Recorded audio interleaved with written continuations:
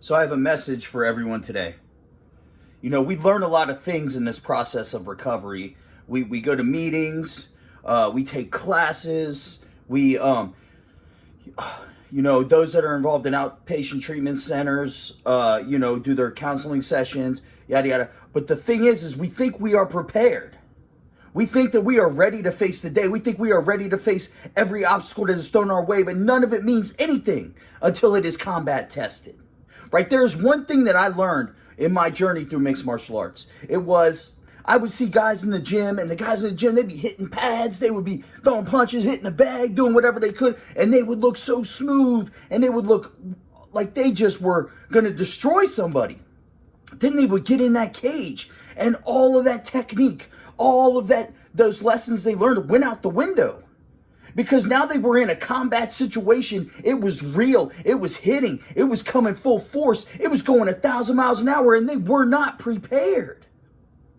So that's when those lessons matter. That's when all of that matters. That's when hitting those mitts matters. That's when that training matters. That's when that running matters. That's when those meetings matter. That's when those counseling sessions matter. That's when your circle of recovery matters, is when things hit the fan. Because things are guaranteed to hit the fan. That's one thing in recovery we are guaranteed to face, is trials and tribulations.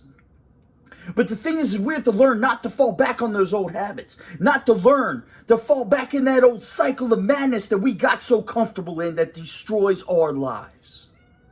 You know, that's where all of that actually matters.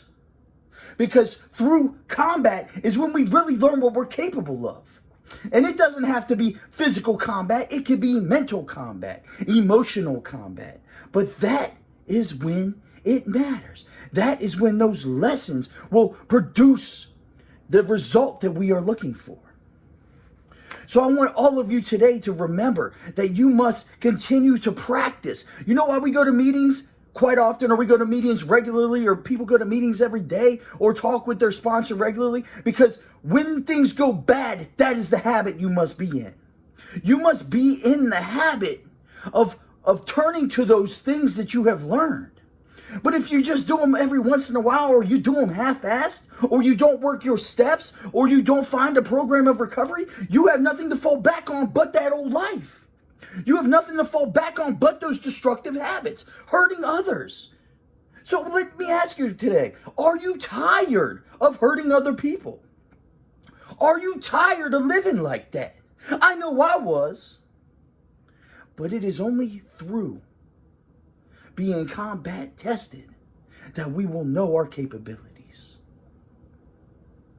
So I want you to remember that you must practice even on the good days, because the things you do on the good days consistently will be what you turn to on the bad days, when things hit the fan, like we said.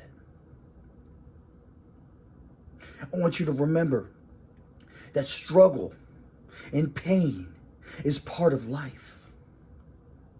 But what will define us is how we get through that struggle and that pain. What we bring to the table during those times, when others around us suffer as we suffer also. We must remember what our capabilities are. We cannot forget what we've been through, because that is what will give us the strength to get through the next obstacle, the next trial, the next tribulation. That is what prepares us for today. Because never forget that yesterday, today, and tomorrow are all happening at the same time. It is just your perception of how it ends that will define you.